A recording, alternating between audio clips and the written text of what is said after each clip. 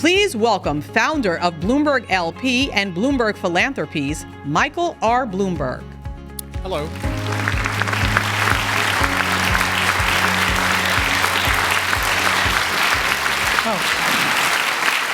Good afternoon, everyone. Nice crowd. Thank you all for coming. And welcome to the Bloomberg Global Business Forum. And to our international guests, welcome to New York City. More than 200 languages are spoken here. And as mayor, I was completely fluent in each one of them. I'd prove it to you now, but I just don't want to show off. So we'll go on to the next thing. Seriously, we have an outstanding group of leaders here with us, and let me begin by thanking our partners in this year's forum, Ajay Banga, the president of the World Bank, and Kristalina Georgi Vega, the managing director of the International Monetary Fund. And let me thank all of you for making the time to join us during this very busy week in New York City. We launched the Global Business Forum back in 2017 to coincide with the UN General Assembly. It serves as a complement to the political negotiations that happen at the United Nations, because the fact is that none of the big challenges that we face can be solved by governments alone.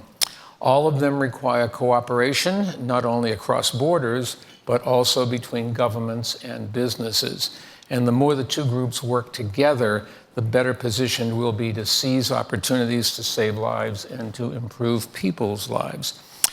So we created this forum to give influential leaders a chance to have conversations that might not have happened otherwise, and hopefully to build new partnerships on issues that we think would benefit from greater cooperation.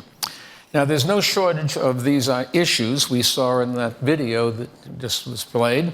The effect of the pandemic continues to reverberate across the global economy, from stubborn inflation and high costs of living to empty buildings in the city's business districts. And at the same time, we're witnessing the growth of two powerful forces, each with enormous potential to transform people's lives: artificial intelligence and climate change. Today, the climate change is the special focus of our conversations because no single issue presents bigger threats to peace and prosperity or greater opportunities to spur economic growth if we act wisely and quickly. Every day brings alarming new evidence of the dangers we face if we don't. Last year was the hottest on record. This year it's on track to shatter that record. Here in the United States, you should know the state of Arizona recently had 100 straight days of 100-degree temperatures, and that's the first time that has ever happened. Rising global heat has come with rising costs in economic damage, and tragically in lives. And this year's deadly heat waves struck Mexico, the Mediterranean, and Morocco, just to name a few places that suffered under extreme heat. Meanwhile, deadly floods have caused devastation in West Africa, southern Brazil, and so many other places around the world. Now, along with those tragedies, we've seen some important progress, in all fairness. Investment in clean energy continues to rise to new record highs, but we're not moving fast enough to prevent the worst effects of climate change from happening. And all of us today here can help change that.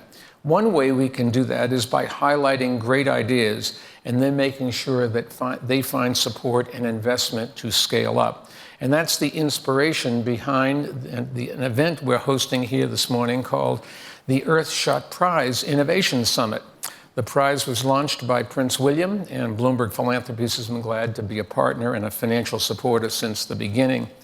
Today, we've brought together some of the entrepreneurs, inventors, and activists who have won the prize or who have been finalists. It is an inspiring group that captures the spirit of creativity, optimism, and common purpose that we need to confront climate change and all the big issues we'll hear about today. But while we look for promising new solutions, we also urgently need to speed up investment in the clean energy solutions we already have. And that's especially true in the developing countries that have contributed the least to climate change, but now face some of its biggest risks. Bloomberg and Bloomberg Philanthropies are committed to doing our part by both providing more of the data and transparency investors need and by building more public-private partnerships. This morning, you should know, alongside the Earthshot Summit, we hosted the first ever Global Renewables Summit. It brought together heads of state with private sector and nonprofit leaders to knock down barriers to investment in clean energy. We're also leading the Glasgow Financial Alliance for Net Zero, or GFANZ for short, which is helping financial firms figure out how to cut emissions in their portfolios in ways that will also drive economic growth. At last year's COP28 in Dubai, we joined partners to announce the world's largest effort to help banks in developing countries create these net zero plans. It is called the Global Capacity Building Coalition. And today we launched a digital platform that provides data and technical assistance that is needed to find more opportunities in clean air.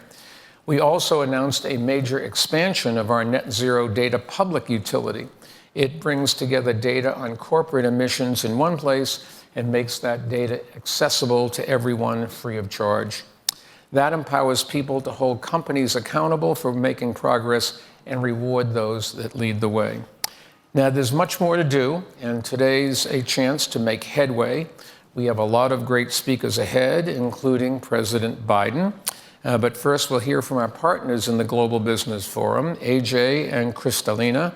As heads of the world's two most important and influential multinational banks, their leadership really is critical, and they both have shown a lot of creativity in adapting their organizations to meet the challenges of today, especially climate change. They've also both shown a strong commitment to working closely with business leaders in this forum, and this forum is a great example of their partnership. We've honored to have them both here with us today. They'll be led in conversation by Mark Carney, who has long been one of the world's leaders when it comes to climate finance. Mark and I have worked closely together for a number of years, including as co-chairs of GFANZ. And I asked him to serve on the board of Bloomberg Philanthropies and to chair our company's board of directors. So we're also looking forward to the panel ahead. But before they come up, let me thank all of you again for being here and all you do to keep us moving forward, and all the best for a productive forum.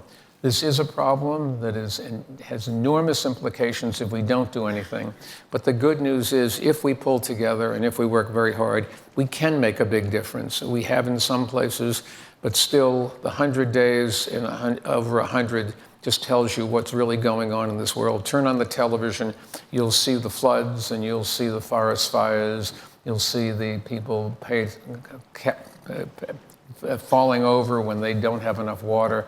There really is something changing here, and the calamity decliners, whatever the word is, I don't know what they're thinking about when they say climate change isn't real. It couldn't be more real, and thank God we in this room are probably all okay, but there are an awful lot of people around the world who are not. So thank you for everything you're doing, and enjoy the rest of the conference.